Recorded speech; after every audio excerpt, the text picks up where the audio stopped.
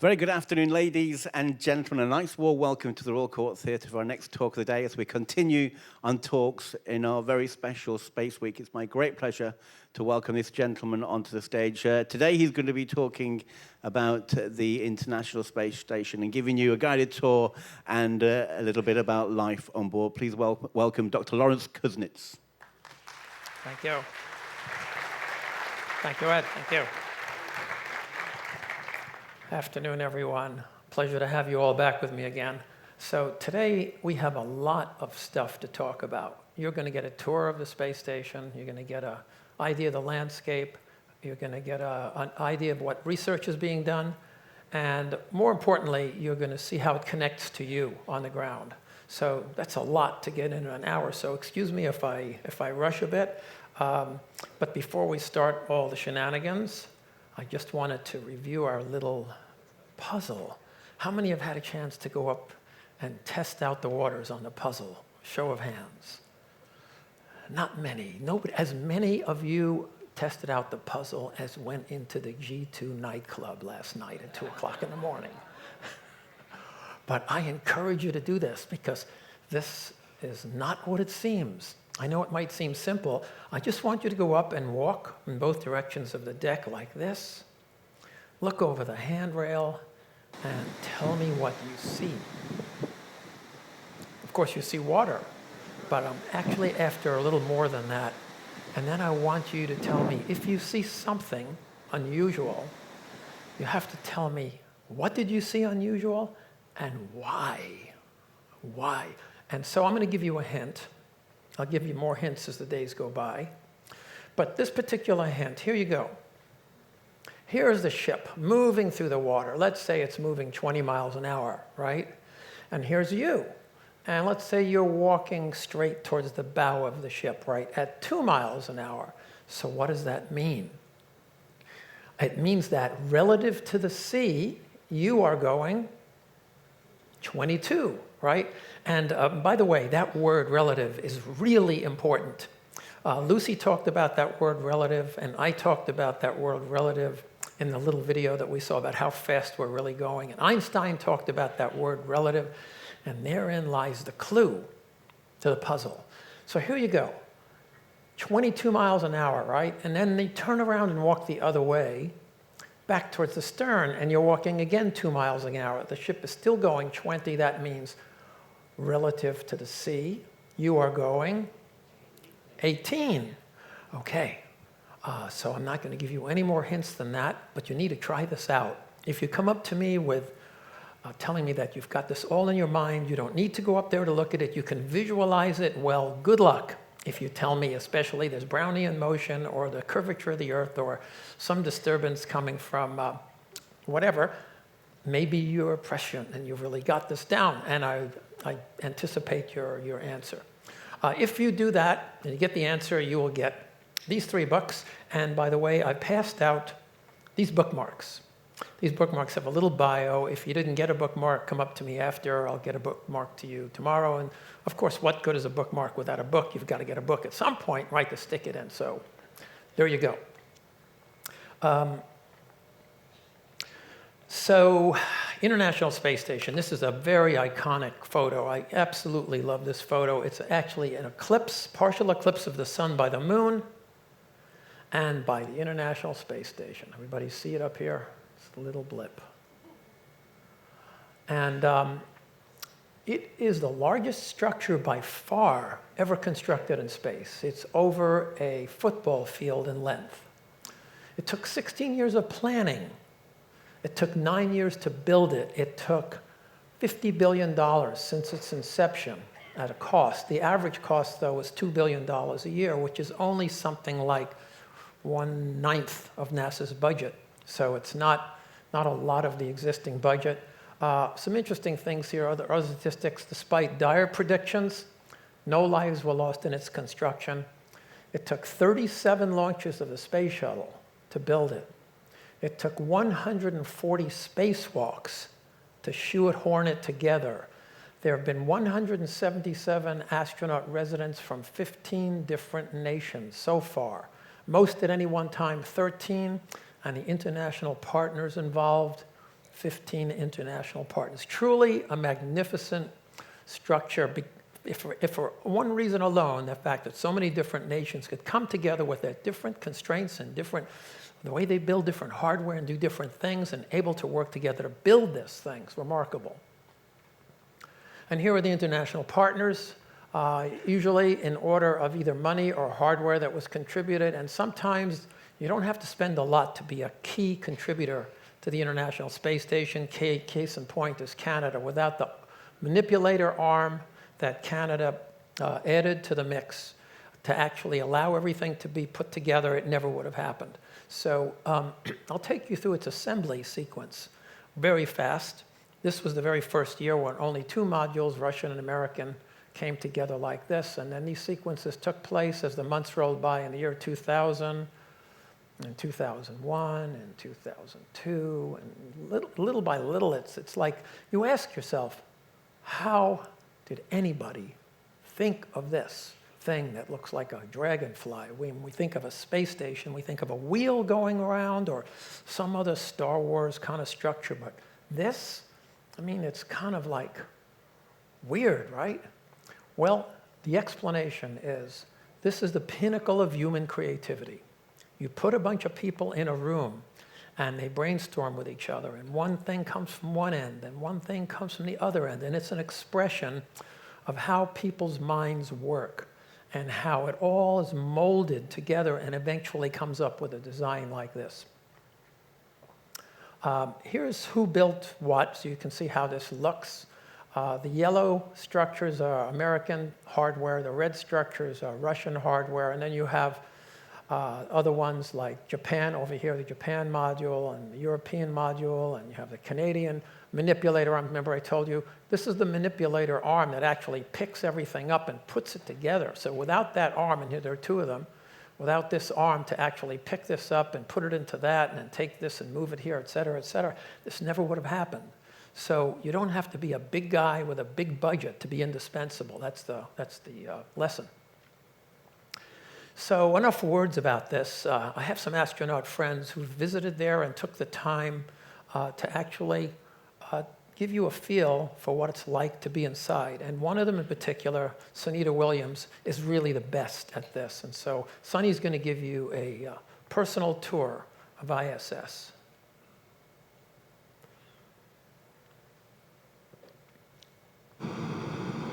Hello, I'm Sunny Williams. I'm up here on the International Space Station. Now, I'm going to say where we are. So right now, we're in the Japanese laboratory. It's one laboratory out of many here on the International Space Station. It's actually on the left-hand side. If I was the International Space Station and I was flying through space like this, my left hand would be where the Japanese laboratory is.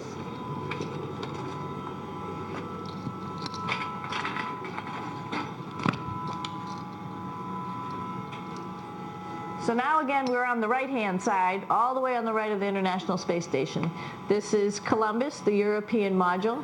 It has science experiments all over. You could see it looks a little bit crowded.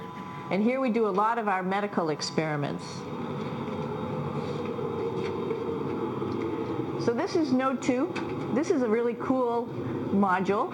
Of course, most of these modules you'll see they have 4 sides, and they're put together. That way we could sort of work on a flat plane, either a wall, a floor, another wall, or the ceiling. But, you know, again, all you have to do is turn yourself and your reference changes. The reason I'm bringing that up is because this is where 4 out of 6 of us sleep. And so people always ask about sleeping in space. Do you lie down? Are you in a bed? Not really, because it doesn't matter. You don't really have the sensation of lying down. You just sit in your sleeping bag. So here's one sleep station right here. I'm going in right now. You can follow me if you want. So I'm inside. It's sort of like a little phone booth, but it's pretty comfy. I've got a sleeping bag right here that we sleep in, so we don't have sort of like a little bit of a cover. We don't fly all over the place. But you know, you can sleep in any orientation. I have it feeling like I'm standing up right now, but like you saw, I'm on the floor. But it doesn't matter if I turn over and I sleep upside down. I can't have it, I don't have any sensation in my head that tells me that I'm upside down, so it really doesn't matter. The sleep station is also like a little office. We've got a computer in here. As you can see, we've got a couple little toys. I've got some books. I've got some clothes and other things that make it sort of like home. Okay. Let's talk about some other things. Let's daily life on ISS. We're going to cover some aspects of daily life, and this one, of course, is something near and dear to everybody's heart on board. I think you'll find it interesting.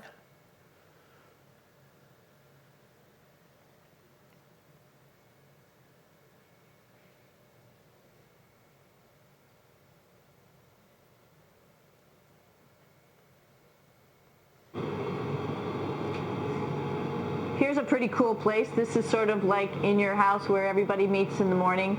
After you wash your face, brush your teeth, you want to find something for breakfast. And this is our kitchen. You might notice there's all sorts of foods here. It's like opening the refrigerator. You got all your different stuff that you want to have: drinks, meats, eggs, vegetables, cereals, bread, snacks. And that's a good place. That's where you find all the candy. Side dishes, and then some little power bars just in case.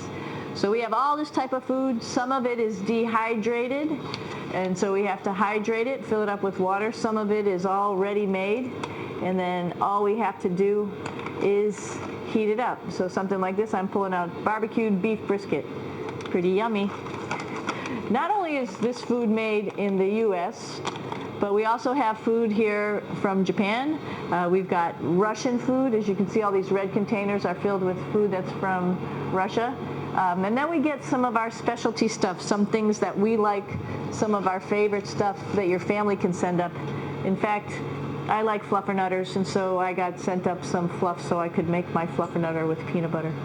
So you have a lot of food up here, no problems.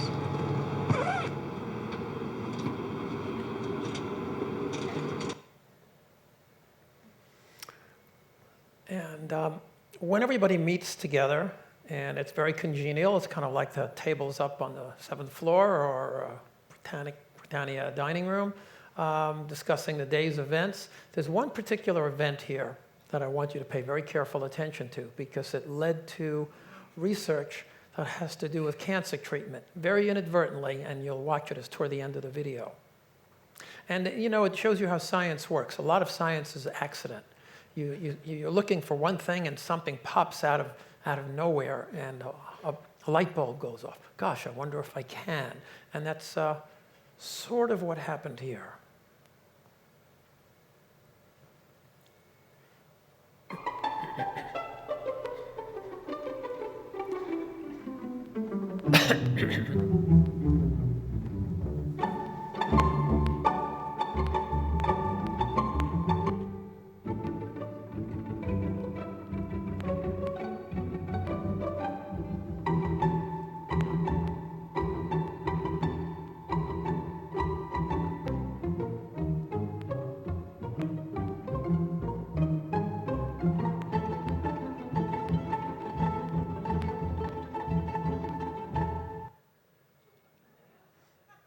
Now keep that image in memory. It's going to come back.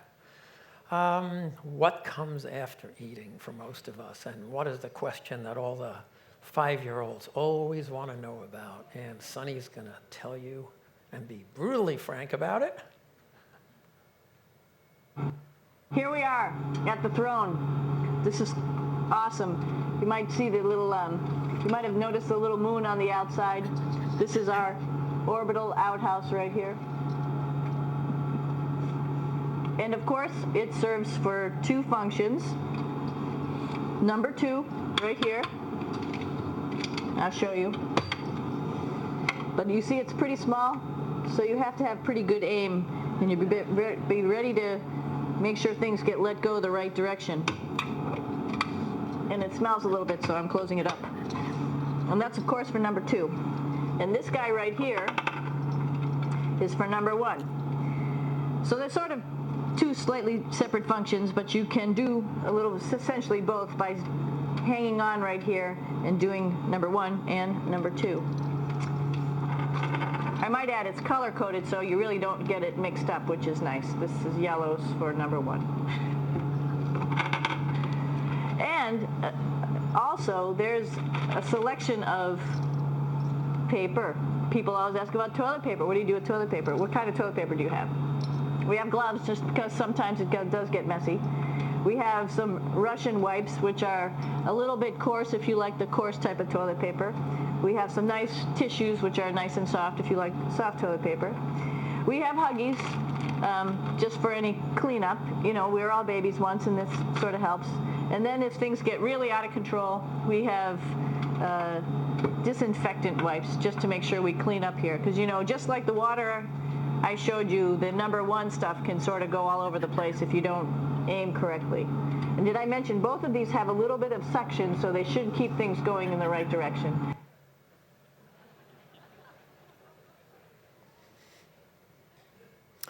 You've all heard a lot about exercise. We're going to hear about it a little bit more. But when it comes to that, Sonny. Houston, welcome aboard the International Space Station. We are somewhere over the Pacific Ocean about to cross the equator, but one of us at least thinks she's in Boston, and that is flight engineer Sonny Williams, who grew up in Needham, Massachusetts, and ran her first Boston Marathon when she was 16 or 17. Anyway, you can see what she's got working here. There's her number from the race. That's an official number, 14,000.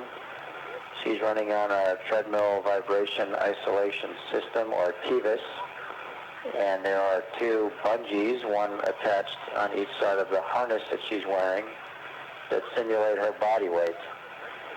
She started on time about 12 minutes ago. She's got a laptop computer set up with entertainment. She's got another display that shows where we are over the Earth, and as I mentioned, we're just crossing the equator, 1,000 miles southwest of Hawaii. Here's the control panel for the TVIS. You can see that she's running at a pace of about 6 miles an hour. So far she's gone a little bit over a mile. You can see her heart rate and her elapsed time of 13 minutes so far. You can see she's watching other folks that are running the marathon as well. Some extra medical supplies you see. Some moleskin that we use during spacewalks to protect ourselves from being chafed under the suit. Some change of clothes, some drinks, the obligatory orange, etc. She just crossed the 1.2 mile mark, so she has 25 miles to go. And she finished the Boston Marathon, something like about 5 hours. Pretty remarkable. A lot of fun because of the lack of gravity. And Sonny shows you just how much fun that can be. Hey, Aki, what are you doing down there? Crashing things. This is one of the cool things about space, too. It sort of looks like there's a big old hole here, but you don't even think twice about it. You can just jump over the hole. Or, if you want, you can go jump into the hole. I'm coming down. Woo!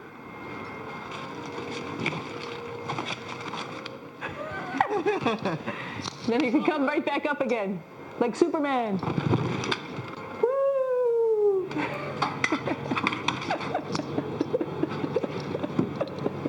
We're lucky we have a really cool big space station that you can fly around in.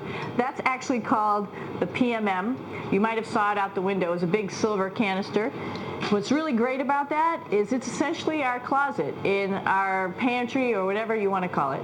We have extra food down there. We have extra clothes. We actually throw the trash out down there. So it's nice and organized, and we have all of our stuff that we need while we're working in all these other modules all stowed in this location down here. when they're not working and when they're not eating and everything else that goes on, they'll take a break and meditate exactly where they are, and they go into the cupola to do that, and that's the view that everybody remembers the most and seeks out the most, and you'll see what that looks like. So other people know that you're in there. Now I'm going to take you to one of the coolest places on the space station.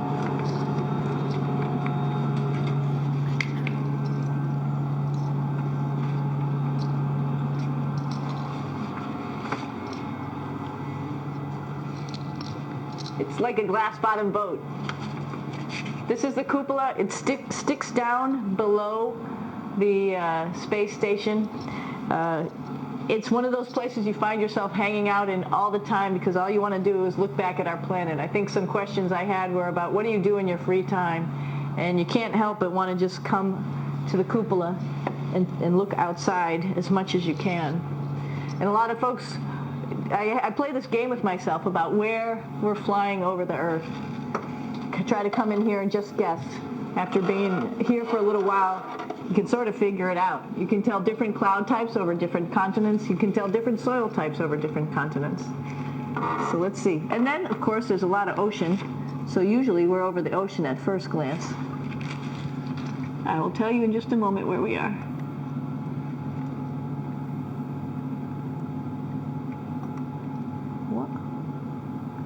There we go. So right now we are right over Africa. It's a little bit cloudy, as you can tell, but we're right over the continent of Africa. Hey, what's that? I think that's a Soyuz spacecraft. That's the spacecraft that's taken us home to planet Earth today. Oh my gosh. We might have to go take a look at that. That's pretty cool. It's a little bit smaller than the rest of the spacecraft, the space station, so you'll see if we go there, it'll be a little bit more crammed.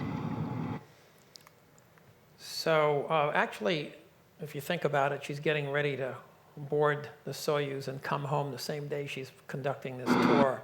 Remarkable.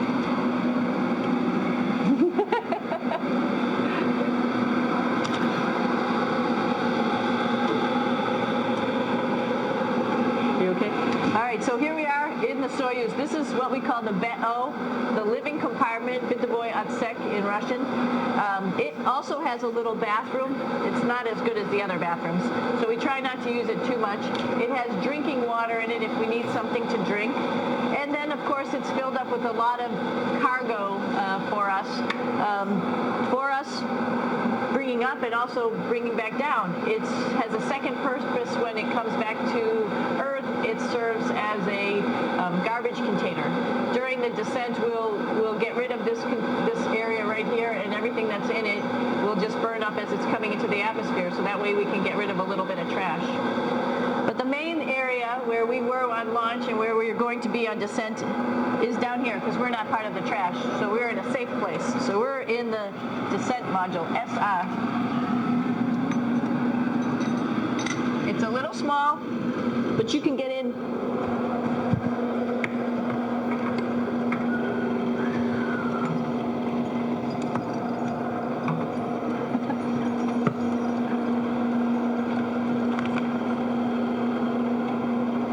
Not sure how well you could see in here. Hold on for a second. I'm going to turn it up this way, just so you could see the hatch, and you could see Kevin. It's a little bit small, but we'll come in and show you around. Just starting to get ready. We're preparing a couple days ago for our ride home. It's a little bit squishy, but everybody asks, how do you sit in the Soyuz? And you sort of sit in your seat like this. The seat is molded to your body, and so you can just sort of squish in here and be pretty relaxed. Everybody has a handmade seat for them. And then, of course, there's a control panel, and that's where we do most of our actions and work right here. There's hand controllers, which you can fly the vehicle with, and there's a stick right here, primarily used for communications when we're trying to talk to the ground. So 3 of us fit in here. Like I said, it's a little squishy, but somehow it seems like we all managed to get in here and fit pretty well, and it's a pretty safe ride home. You're probably wondering, what's all this junk behind us? Well, it's all of our parachute, first of all, and then it's all of our survival gear, just in case we end up landing in some strange place on the planet and nobody's there to rescue us right away. We have all sorts of survival gear with us, keeping us safe in here. So they've pretty much thought of everything. And So that's just a preliminary tour. If you want a more detailed tour, I can show you how to get it. It's remarkable that she went on for a couple of hours the same day she was getting ready to go home and give all kinds of details. But, it's not all fun and games. There's a lot of work that goes on there, and it's an expensive proposition. And when it comes down to the kinds of things that are done in space research, there's knowledge, of course, in the fields of astronomy and medicine and looking back on the mother planet and learning to live in space and preparing for human missions beyond. And there's international cooperation. And of course, we have what we call spin-offs or rewards in daily life, some of which you're familiar with, and other rewards which we don't yet even know about. So how is this all organized? And the way it's organized is that over a period, a while ago, NASA established what's called the National Laboratory, Space Center for Advanced Space Science in Space. And they've harnessed what goes on in the space station, and I'll give you a little advertising blurb about how this works. What is CASIS? CASIS is the Center for the Advancement of Science in Space, and it manages the National Laboratory on the International Space Station. CASIS is launching a new era of space research to help reduce cost, increasing access and opportunity. CASIS is your gateway to innovation, breakthroughs, commercial R&D research, giving scientific, commercial, and educational industries equal access to space. For the better. So what does CASIS actually do? What is CASIS? Well, okay. So some of the research areas that are performed on the International Space Station and in general in space research itself has brought some very familiar products to us. And just run through them very quickly. There's so many of them, of course, computers and integrated circuits and miniaturization. Here's one you probably didn't think about. When you're in space and you look at the sun, it's 250 degrees Fahrenheit above zero. And you look away from the sun, it's negative 250 degrees. So under those conditions, everything flexes, kind of like the roads that flex in the cold, and you end up, breaking the concrete. Exterior coatings, to minimize that, have found their way into house paint, just as an example. Medical breakthroughs, pacemakers, drug metering devices, dentistry, bonding of porcelain came from a space shuttle tile program, lightweight materials, GPS, insulators, new methods of cancer research, crop management, extreme clothing, hurricane storm warning. The list goes on and on. There's one here that a lot of people don't even really think about, and that's accident prevention, both in automobiles and aviation. By working together with the Stock Car Racing Association, NASCAR in the United States, NASA puts together computer simulations of how damage to a spacecraft can be mitigated with the design of the structures and the seats and the aluminum honeycomb material that basically cushions the shock. And if you're going to build something like that, you have to have real data on how accidents that have very high forces actually happen. And so by partnering with NASCAR, where there are some pretty horrendous accidents, you've probably seen some of these races where the cars go flying up in the air and they flip around and around. And so you can take that and mold it together to come up with ways to design the seats in your cars better, ways to design the roll cage, the built-in energy absorption of the bumpers and the structure itself. And the same thing with your airplanes. So these are ways that all of this works together, and it's been estimated for every dollar invested in space is a return of about $8, 8 to 1. I'm going to show you some ones that you'll find interesting. This first one here came from a crystal growth experiment in microgravity, and it led to a cataract early detection and treatment test. So when you go in to get your eyes evaluated, and they have a way of picking up early cataract detection before they're actually there because of this crystal growth experiment. This one, as crazy as it sounds, is a sports bra designed from spacesuit material to minimize breast bounce, and also for arthritis patients, so that you don't have to reach around and the older you get, and it's designed with health purposes in mind. This one is interesting because here are cancer cells growing in Here we're seeing live 3 downlink dimensions. of this experiment run on the bioreactor. The bioreactor, as you perhaps can see on this live downlink on NASA television, it contains a growth medium for cell cultures, and in microgravity and by rotating, it allows these cell cultures to grow in 3 dimensions, much like they grow in the human body, as opposed to the 2-dimensional cell cultures that we see on the Earth's surface when they're grown in dish. So you can see how that's a much more realistic way to look at the Here way we're seeing cells live downlink proliferate of this. and study metastasis by doing that, because the cells grow the way they would in the human body, and you can do that in space. This is a Canadian-made device that detects infectious diseases and different types of cancer that's currently on ISS, and it's a miniature flow cytometer. And again, it's a large piece of equipment that's been miniaturized to be able to detect things like that. This is one of my favorite ones. This came from the early days, but because of the film that's about to hit the big screen called First Step about Neil Armstrong, and they've been doing a lot of publicizing about it. It's actually a very good film. I thought it would be good to go through how, when you go onto Google or do a search or any kind of search engine, it always seems to get the first 3 or 4 things right that you're looking for. I mean, out of a million, multi-million possibilities, you search for some obscure thing and there it is, boom. And it's called prioritization software.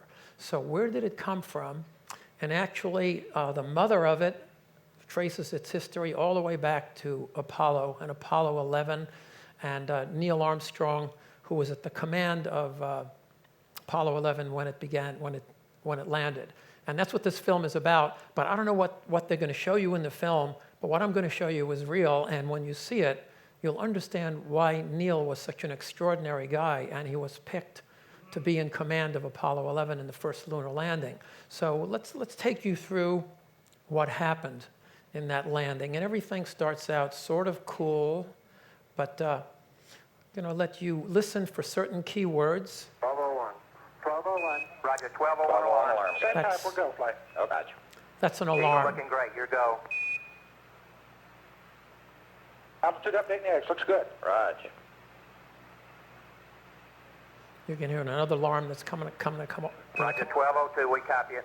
How you doing, Control? Pretty bad. Okay, we're going. These are alarms that are going into the computer telling it it's overloading. There's too much data. It's going to overload.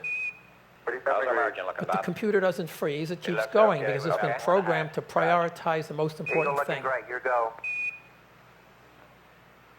I think we better be quiet, Frank. Right. 400 feet down at 9. Okay, the only call-outs from now on will be fuel. Gate forward. Now what's going on here is the landing site was full of boulders, and Neil had to grab the stick and fly this manually. And at the same time he's doing that, they're getting very, very low on fuel. And he's looking for a place to land. Horizontal block. Forward. 5%. 185. Okay, 75 feet. Car's looking good. Down a half. Roger. 60 seconds. 60 seconds of fuel left. Lights on. 6.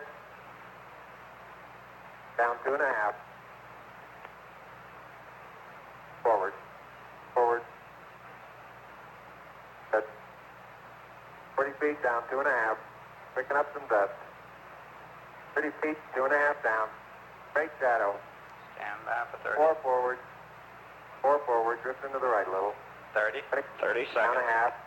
30 seconds. Forward. Just. Good. Okay.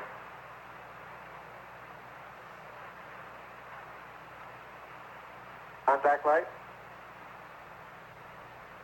Okay, engine stop. Tranquility Base here. The Eagle has landed. Roger, Tranquility. We copy you on the ground. You got a bunch of guys about to turn blue. We're breathing again. Thanks a lot. I mean, can you possibly imagine such a situation? you're running out of fuel, the landing site is full of boulders, and alarms are going off. Alarms are going off because the computer is getting too much data, but the computer kept going because the people at MIT who designed it knew to prioritize the task. It might have 15 tasks that it was going to, and this is back in the day when everything in Windows that you can think of would have froze that computer. And this computer kept on going and kept its eye on the ball and the alarms. And there, by the way, there was a gentleman, Steve Bowles, at Mission Control. I was right in the next room with him. And he's the one who said, what did he say? His exact words were, it's a go flight.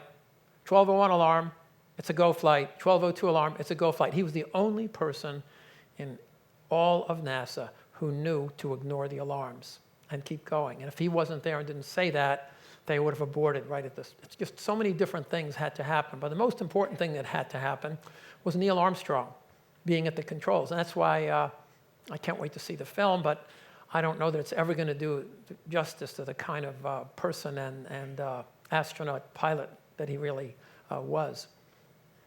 So, of course, that's led to a whole string of amazing breakthroughs in computers. Back in these days here, I can actually remember some of this stuff. People would stand on blackboards and write big codes over here. And then the Apollo flight computer that we just talked about, 36K of core rope memory.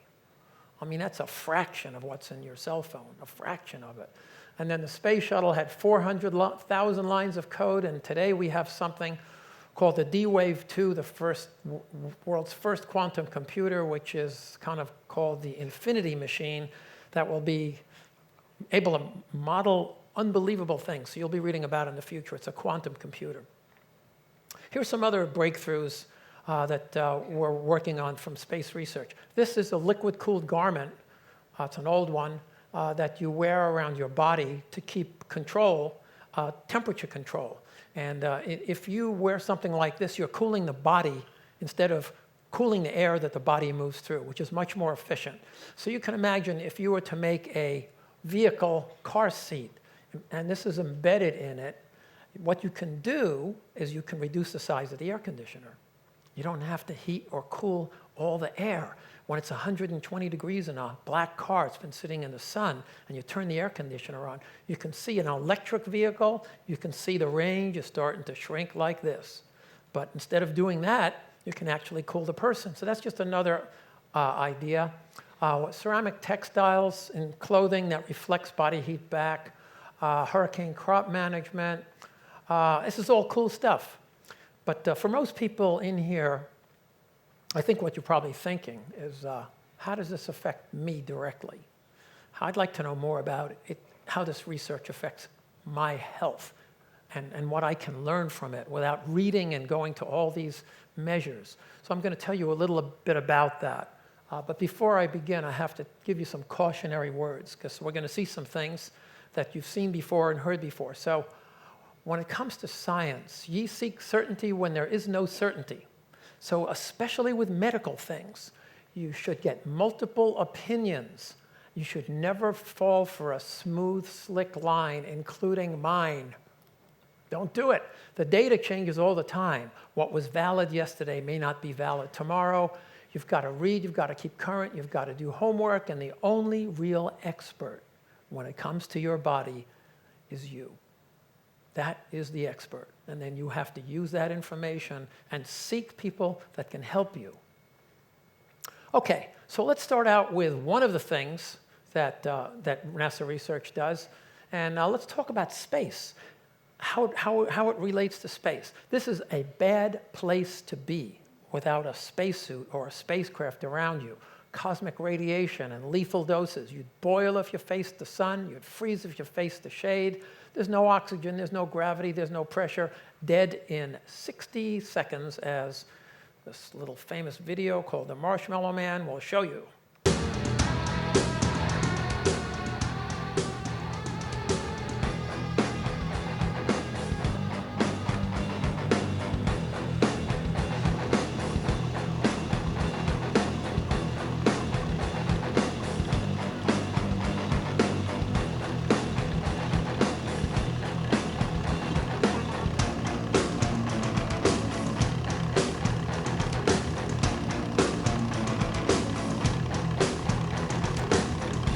So that's what would happen to you. Your blood would come pulsing through in solution, the oxygen, nitrogen, oxygen. It's a bad scene. You've got maybe 60 seconds at the most. So to get around this situation, we surround our astronauts with a cocoon that provides all the things that space doesn't have. Oxygen and temperature and pressure, waste management, carbon, all the things Sonny was showing you, food, power. And so how can we learn from this radical environment that could benefit us? And what we first do is we take a look at how your body reacts in space. So here, in this convoluted curve, it looks a little confusing at first, but what's going on here is each one of these represents a different system in your body and how fast it changes. So the first one is the vestibular system, your sense of balance. And it goes through a change and comes back. Within 1 week, it's back to normal, and the peak is a couple of days. And that's what happens because the inner ear is being confused with all the different inputs that it normally doesn't see, right? Your eyes see one thing, your inner ears see something else. And does that sound familiar? Everybody on this ship has had this. Everybody. So that's the first system.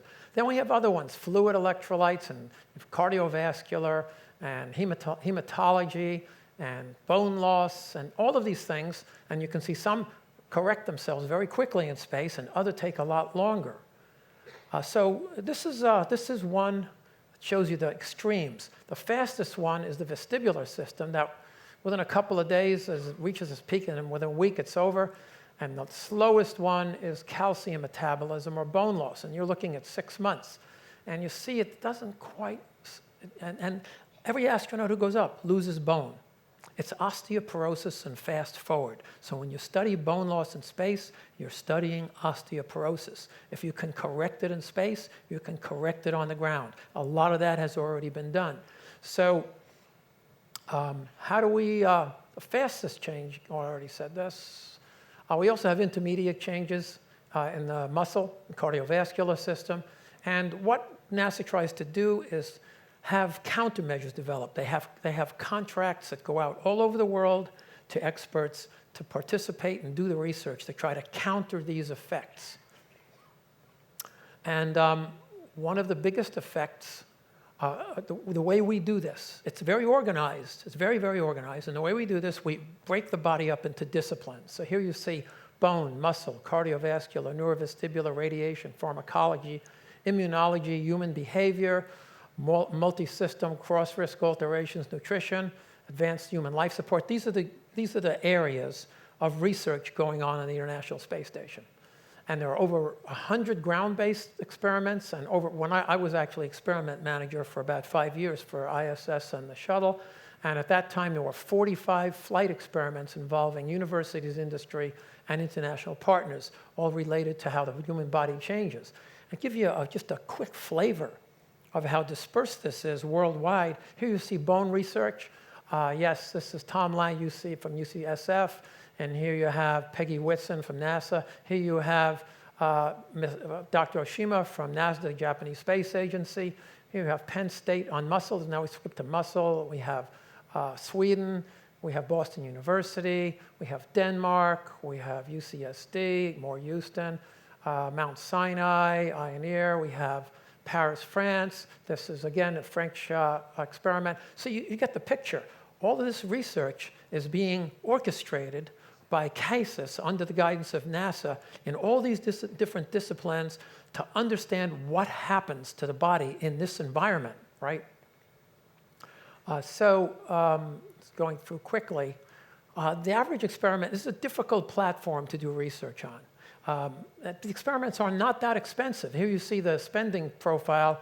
It's less than $1.5 million. This is back in 2010 dollars, but I don't think it's changed that much. You see it comes up, it peaks, and this is a startup cost, and it peaks in the middle, and then you start to get the answers, hopefully.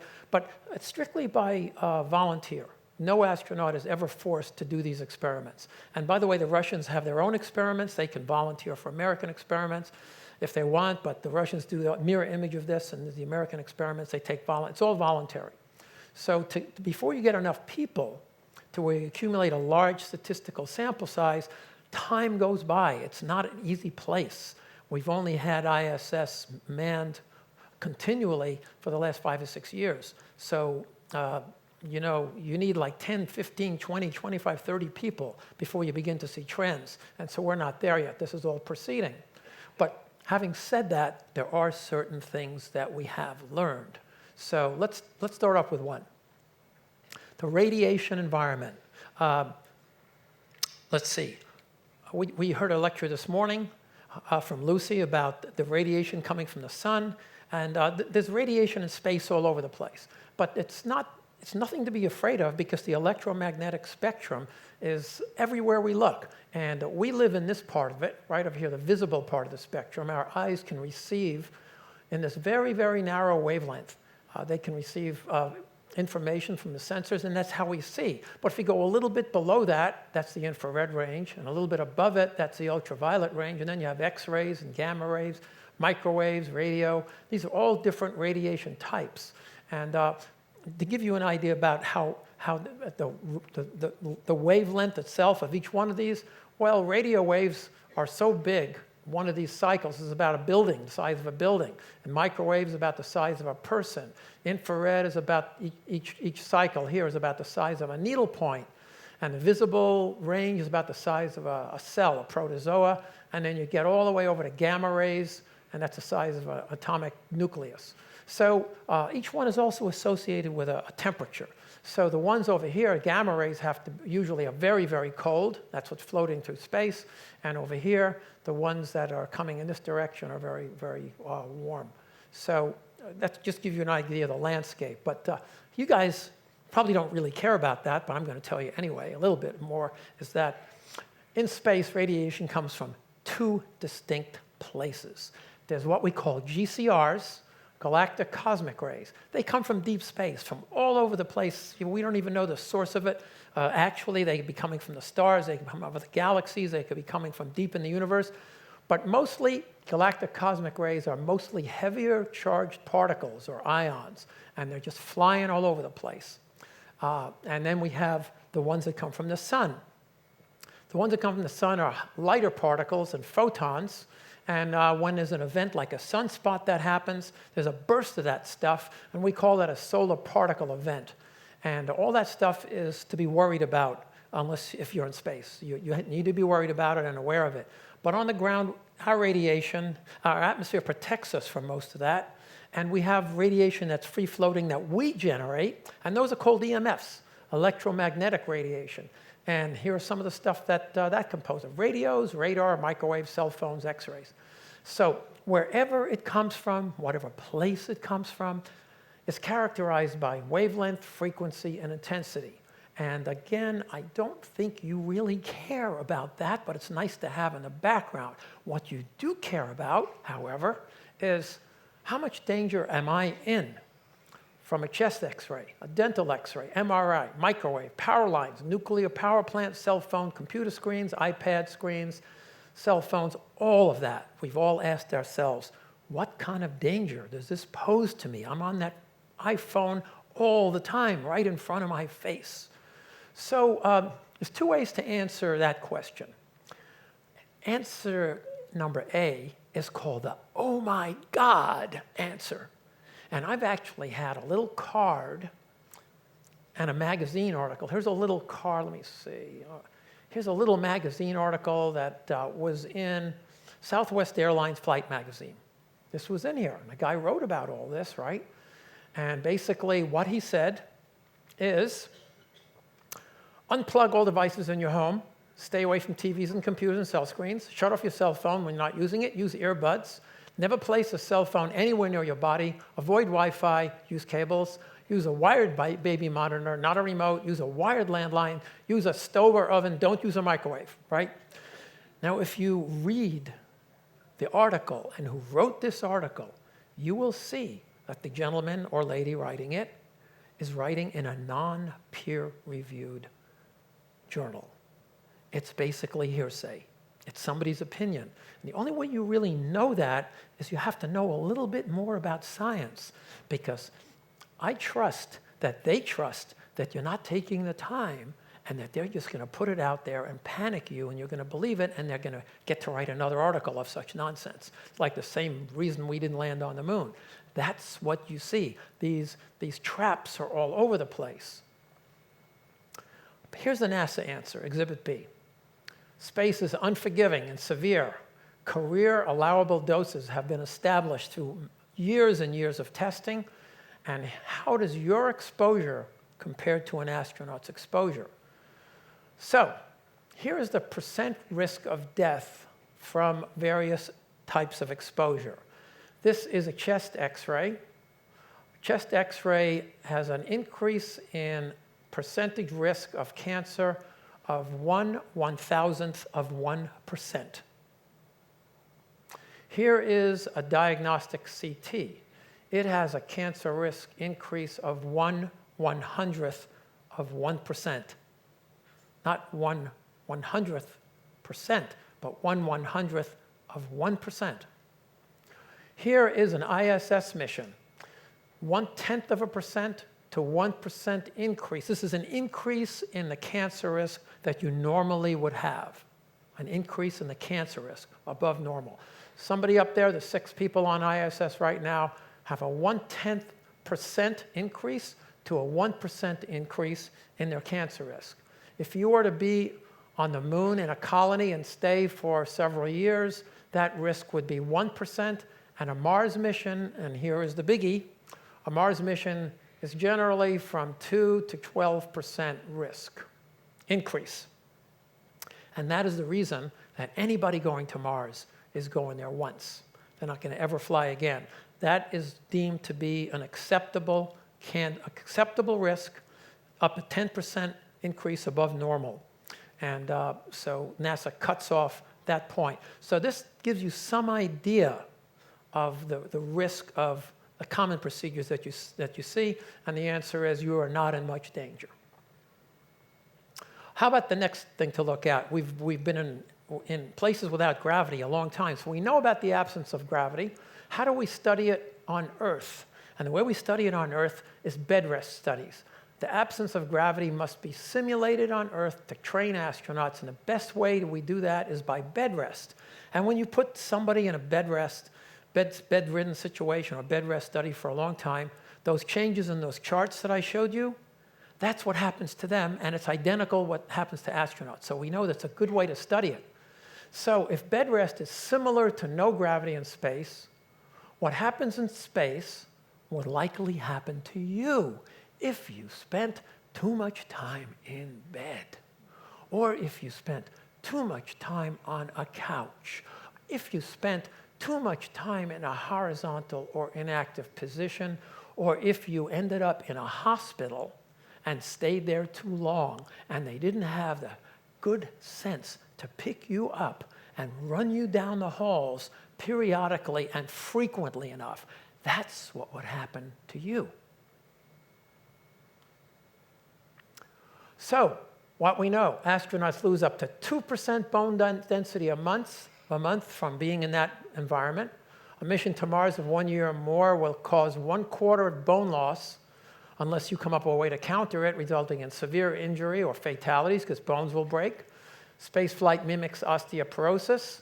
Countermeasures must be developed, and some of these countermeasures have been developed, and the biggest one that I can offer you is exercise. So how is exercise related to everything I've just been saying? Astronauts exercise 2 hours a day on ISS using three devices. The TVIS, which is a treadmill. By the way, TVIS stands for Treadmill Vibration Isolation System. And that's because when you get on a treadmill on the space station or a spacecraft and you start moving it, you're going to start moving the spacecraft. Now, when the spacecraft senses that it's moving, it's going to start setting thrusters off to balance it. So not only are you using fuel, you're setting the whole navigation system awry. So in order to balance that, the treadmill is isolated from the structure. That's why it's called vibration isolation system. And there's also a bicycle ergometer that does the same thing. And there's the ARED, which is Advanced Resistive Exercise Device. So if you think about this, astronauts exercise 2 hours a day, and that does seem to reverse a lot of these effects. If you spend 1/3 of the time that they do, 8 hours sleeping, just sleeping, right? They're in space 24 hours. you're sleeping 8 hours. That's 1/3, right? Well, 1/3 of 2 hours is about 40 minutes. And so maybe you've heard this before. You should be exercising 20, 30, 40 minutes a day. There's a reason for it, because if you build up a deficit, your body's going to start to undergo those changes. So the bottom line is get off the couch. Get off the couch, really. And don't spend too much time in bed. One thing that's really interesting, before you do any exercise program, you need to consult a physician, preferably a sports medicine specialist. And if it was me, I would consult 2, not 1, because I don't take anybody's word when it comes. Again, you're the expert. It's your body. You got to double down on this. You got to find people that you believe. But the latest research is very encouraging. All of us, as we age, undergo something called sarcopenia. It's muscle wasting. Our muscles waste the older we get. But guess what? It can be reversed. Latest study, this is the New York Times, just past September, that resistance training with bands, not that many reps, not that much of a pressure, but all the different joints of your body, your arms and your legs, combined with a higher protein intake than normal, and patients will actually regrow lost muscle. Remember I mentioned the other day, persistence, persistence, persistence, patience, persistence. You've got to look at this. This is not a quick fix. You have got to get off the couch and do this gradually. Don't kill yourself, and get the right information from a sports medicine doc. That's one thing you can really do, and we know it helps. So I've already mentioned this. There are some crazy machines coming to help us. There's machines at a desk. If you sit at a desk all day, that's not so great for you either. But there are machines coming where you can actually pedal a bicycle under the desk, or lift a device, weights on a desk, or a stand-up desk. And then there's this crazy machine, $14,400 4-minute workout machine. When I first saw that, I said, oh my, now I'm not so sure it's so crazy. But anyway, these are the things that are on the way here. A lot of the research, by the way, shows that short duration and higher intensity is actually the best way to do this. Not too high intensity, but not too long either. So you don't have to be in a gym for 2 hours. In fact, 20 minutes at a reasonable repetition, reasonable frequency is probably the optimum in terms of reversing all these things. How about some other things? Immune system. Immune system is actually intermingled with aging. Immune diseases, we know, and autoimmune diseases and aging are all part of what happens to our T cells and other cells in the body. And we have not yet figured out how to reverse this. So we see that immune system markers are going up and not coming down. But there are T cells, are a type of white blood cell associated with chemical receptors. They activate the immune system to fight foreign bodies, and we're studying them. As people age, immune system deteriorates and reduces ability to fight disease. So studying this allows scientists to observe changes that take place much slower on Earth, again, and fast forward. This is another example of the kind of research that's going on. Very interesting. Shedding and latent herpes. See, am I running out of time? What time we got here? Is anybody kicking me out? No. There's so much here that it's tough to get it all in. But regarding injuries or illness, there are stages to injury or illness. You should know the stages: shock, depression, acceptance, research, planning, action, and commitment. Don't get depressed. Don't let this get you down. This happens to all of us. These are all the stages, and you must understand there's a point here: acceptance, research. That's up to you. The next one, one I'm going to finally tail off on, is one that's so full of miscommunication, misdata, false claims, that I had to put it in there. So nutrition, diet, and weight loss. Difficult to know where to begin to refute the maze of misinformation. It's all out there. Such things as the Atkins diet, low carb, high fat, high protein diet, sold by modern snake oil salesmen restricting carbohydrates. This stuff is all over the place everywhere you look. You have to be careful when somebody tells you they can help you to lose weight and they can do all this. Just stuff, a lot of it makes no sense at all when you really know how the physiology works. So One thing you could do is you could take a look at an astronaut's diet. It's studied extensively. Now, this was in the old days. The new days are a lot better than this. So here's what the types of astronaut food there are. There's beverages, fresh fruits, fresh foods. There's irradiated meats. There's intermediate moisture, natural form, rehydratable, thermostable, all different types of foods. And there's all different types of ethnicity, as Sonny was talking about. There's Chinese food, Japanese food, Korean, Russian, Swedish, and there's an advanced food technology project that NASA's researching to optimize this. But when you get down to it, it kind of looks like this. Here's the breakdown. Carbohydrates, about 50 to 55% of your total intake. Fats, about 25 to 35%. And proteins, despite what a lot of people say, are not that many and should not be that many. You could really hurt yourself if you go on a, quote, super high protein diet. 15 to 25% is about right. And if you go any more than that, you're taking chances. Now, when you get into the sarcopenia part, the part where muscle wasting happens as you get older, you probably want to be closer to the 25% than the 15%. But these are how this is balanced out. So in spite of all this, NASA astronauts have a tendency to lose weight anyway. And that's because the space environment, they tend to drink less, they tend to eat less. It's probably a mismatch in calorie intake versus energy that they're doing. But we're still looking into this. But the lesson to learn is to avoid extremes. Don't try to lose or gain a lot of weight in a short time. It's bad for you. NIH studies show that's bad for you. A way to look at this is a 10% drop in calories consumed or a 10% rise in activity level per day would result in 1 pound of body weight lost or gained every 17 and a half days or 20 pounds in a year. 10% is not much. That is a lifestyle change. That is not a diet. That is not a fad. That's what that is. And there's some good news about this. There are devices that can help you measure how much energy you're actually producing each day. As far as how much you're taking in, well, you have to know that yourself. You can kind of figure it out. But here's a word about cruise ship weight gain. Now, believe it or not, this is not as bad as probably all of you think. So, if you eat 10% or more on a day on a voyage like this, you will gain 1 pound in 18 days. If you eat 20% or more increase above your normal diet, you will gain 2 pounds in 18 days, 1 pound in 9 days. If you eat 30%, you'll gain 3 pounds in 18 days. You see, it's not that bad. What's bad is it stays on and will stay on unless you reverse it when you get home. And you've got plenty of time to reverse it. But if you understand this, the take-home lesson is have a good time. Really. So this gets down to, of course, what's the proper mix? How much carbs? And this is the astronaut diet again, 60% from carbs, 25% proteins, 15% from protein.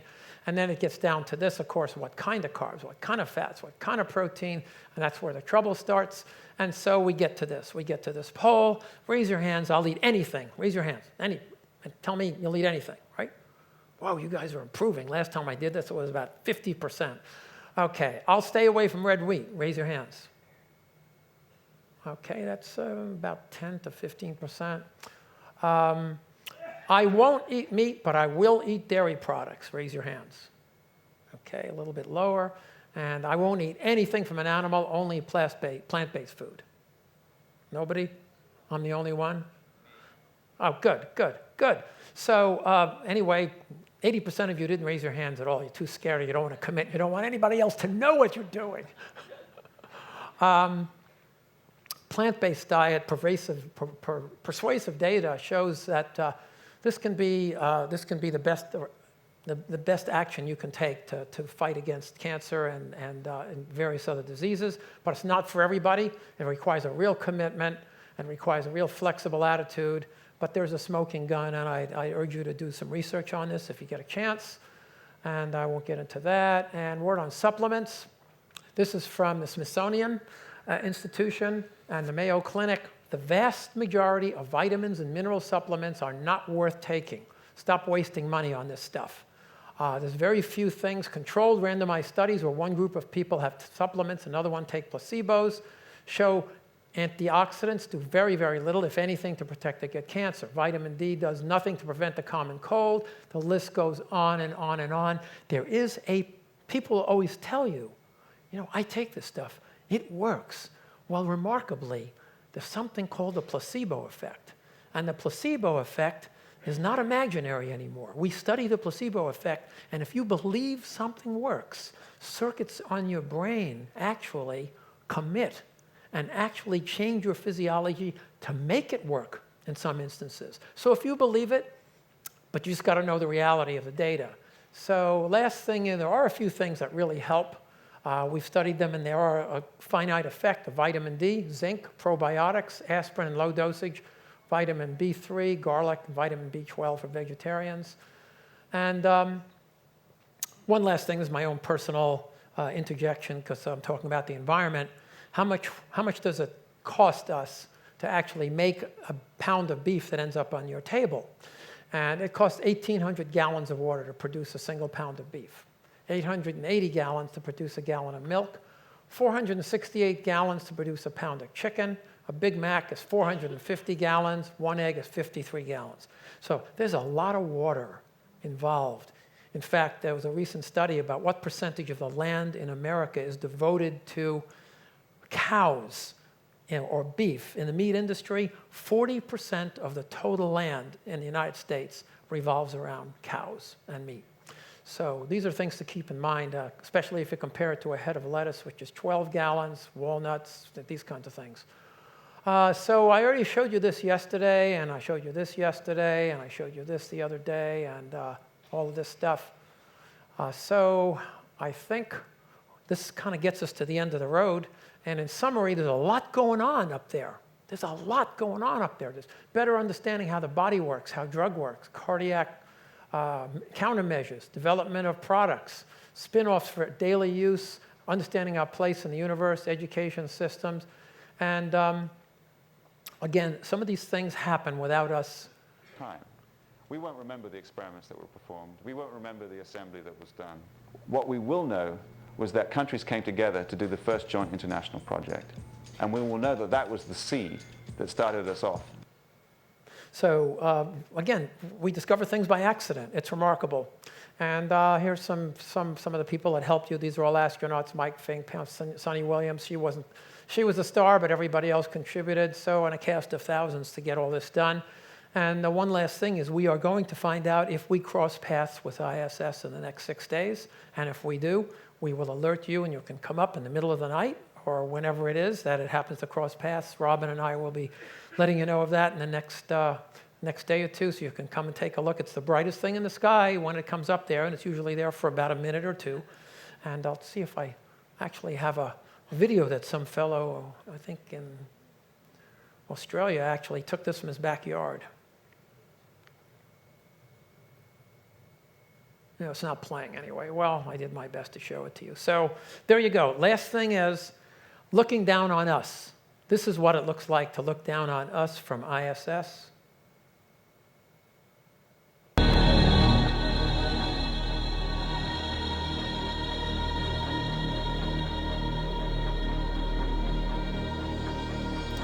That's our atmosphere. That's the thin blue line, the only thing keeping us unique in the universe, keeping us alive. We're over the ocean. This is pretty soon you're going to see the aurora borealis. You're going to see lightning strikes. It's all fast forward, of course. Here are the wings of the. It's all lightning strikes all over the planet.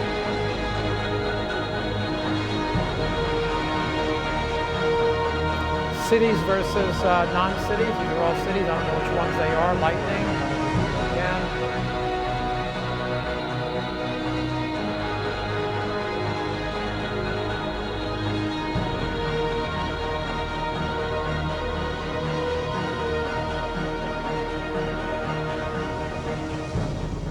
Finally, the aurora borealis. Astonishing. So, I don't know if I'm surprised they haven't hooked me out of here yet because I'm already 10 minutes over. But if you have any questions about this, just stop me in the hall. We're going to do a panel on the last C Day, I think. C Day, they're all C Days. We're going to do a panel of questions and answers. So a lot of questions that you have will be answered then, or you can just stop me or anybody else in the hallway and just ask us these questions. Meanwhile, the next talk is going to be a mystery and a personal journey and a real, I think you'll really gravitate to it. It's taking us, it's how did we get to where we're going. So thanks for coming, folks, and see you around the ship.